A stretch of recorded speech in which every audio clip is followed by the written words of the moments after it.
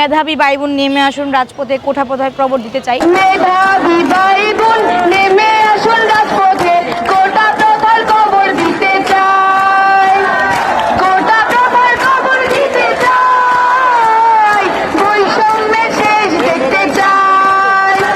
একে তো কোটার বাস, তার উপরে প্রশ্ন ফাঁস, খুবই রেলিভেন্ট ছিল। এবং একে তো কোটার বাস, তার উপরে প্রশ্ন ফাঁস। আমি আসলে 2 তারিখে যখন টিউশনে যাচ্ছিলাম দুপুরের দিকটাতে মনে হয়, তখন আসলে দেখলাম যে নীলক্ষেত হয়ে একদম সায়েন্স ল্যাব হয়ে শাহবাগের দিকে মিছিলটা আসে।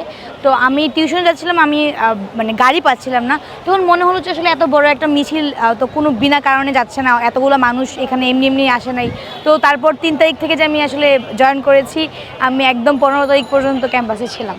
আসলে কফিল মিছিল যেদিন হয়েছিল তখন আমি আসলে ঢাকায় ছিলাম না, আমি গাজীপুর গিয়েছিলাম। আমি 15 তারিখ রাত 11টার দিকে আমি হয়তো গাজীপুরে যাওয়ার জন্য রওনা হই এবং গাজীপুরে চলে গিয়েছিলাম।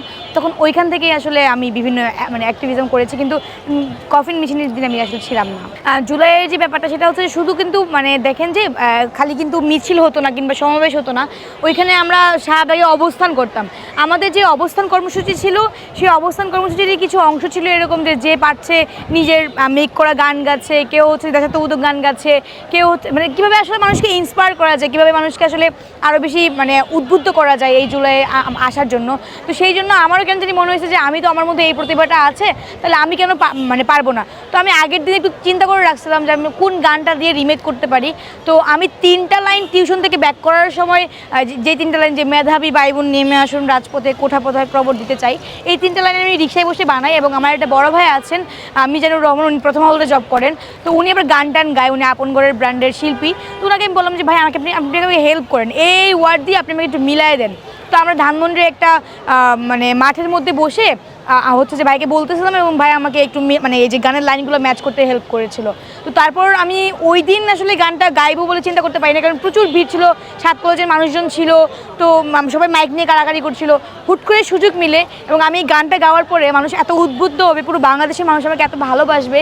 এবং এই যে জুলাই, তখন আসলে যে লিরিক্সগুলো আমি বলেছিলাম যে একে তো কোটার বাস, তার উপরে প্রশ্ন ফাঁস, খুবই রেলিভেন্ট ছিল। এবং এই রেলিভেন্সের জন্যই আসলে এই গানটা মানুষকে এত বেশি অ্যাট্রাক্ট করেছে এবং আমি আজকে সবার সামনে এত পরিচিতি পেয়েছি এবং আমাকে সবাই ভালোবাসে। আমার মনে হয় যে ওই হুমকি দামকির চেয়ে ওই সময়ে নারীদের যে স্পিরিট ছিল, নারীদের যেই মানে আগ্রহের জায়গা এবং তাদের শক্তির যে জায়গাটা ছিল, সেটা অনেক বেশি ছিল। কারণ এতগুলো মেয়ের কাছে এই 4-5টা লিগের মেয়েরা এসে আসলে কখনোই পাত্তা পেত না। আমরা প্রতিদিনই যখন মিছিল নিয়ে বের হতাম, সবাইকে আগে ডাকতাম, নিচে এসে স্লোগান দিতাম। তারপর সবাই যখন নামতো, 2 হল বঙ্গমাতা এবং মৈত্রী হল, 2 হল থেকে মিলে আমরা আসলে স্লোগান দিয়ে মিছিল নিয়ে আসলে এই জায়গাটা জয়েন করতাম। তো সব কিছুর পরে বলতে চাই যে আমাদের অনেক বেশি সাহস, শক্তি, প্রেরণা, এই 17 বছরের ক্ষোভ এবং এই যে বেকারত্ব, সব কিছু মিলিয়ে এমন একটা অবস্থা ছিল যেটার জন্য আসলে এই জুলাই গণঅভ্যুত্থান সম্পন্ন হয়েছে। যখন 5 তারিখে আমি আসলে সবার সাথে যেহেতু যোগাযোগ ছিল এবং যেদিন সার্টিফিকেট ডিবি অফিসে নিয়ে যায়, ওই দিন আমি বিকালবেলাও ভাইকে কল দিয়েছিলাম। যদিও ভাই কল রিসিভ করেননি, এর 2 দিন আগে আবার ওনার সাথে আমার কথা হয়েছিল। ভাই বলতেছিল যে তুমি যে আমাকে কল দিছো, আমি কিন্তু ভাইকে কল দিই নাই যে ভাই আপনি এখন কি করতেছেন না করতেছেন, আমি শুধু ভাইয়ের খবর নেওয়ার জন্য কল দিচ্ছি, ভাই আপনি ঠিক আছেন কিনা, আপনি কি সাবধানে আছেন কিনা। তো অনেকের সাথে কথাবার্তা হতো, আমি ফেসবুকে অনেক লিখেছি, অনেক কিছু করেছি। তো আমি ঢাকাতে কল দিয়েছিলাম একজনকে, আমাকে জানানো হয়েছে যে 12টার আগেই আমাকে জানানো হয়েছে যে শেখ হাসিনা চলে গেছে দেশ ছেড়ে। এবং ওই মোমেন্টে আমার চোখ দিয়ে অঝরে পানি পড়তেছিল। আমি আমার বাবার পায়ে ধরে বলতেছিলাম যে বাবা আমি এখন ঢাকা যাবই, যেভাবেই হোক আমি বাসা থেকে বের হয়ে যাব। এবং ওই সময় আমি উত্তরা হয়ে, তারপরে উত্তরা থেকে স্নাইপার চলতেছিল, রাস্তা ব্লক হয়েছিল, আমরা আসতে পারতেছিলাম না। উত্তরা থেকে তারপর দিয়াবাড়ি হয়ে মিরপুর 10 হয়ে তারপর আমরা হচ্ছে যে ওই বঙ্গভবনের সামনে দিয়ে তারপর আমি মানে ক্যাম্পাসে আসি।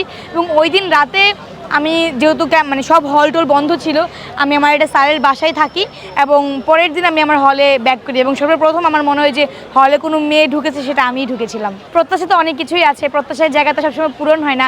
একজন মানুষ, আমি ব্যক্তিগত মানুষ হিসেবে যখন আমি প্রত্যাশা রাখি এবং সেগুলো যখন ফুলফিল হয় না, তখন কিন্তু অনেক বেশি কষ্ট পাই। জুলাই গণঅভ্যুত্থানের পরেও এরকম অনেক প্রত্যাশা ছিল, কিন্তু বাংলাদেশের যে কৃষ্টি কালচার, পলিটিক্যাল কালচার, সামাজিকতা, সব কিছু আসলে এমনভাবে একটা তৈরি হয়ে আছে, আমরা এখন যত চেষ্টা করলেও আসলে পারি নাই। তবে কিছু পরিবর্তন হয়েছে, যে পরিবর্তনগুলো আমার কাছে খুবই পজিটিভ।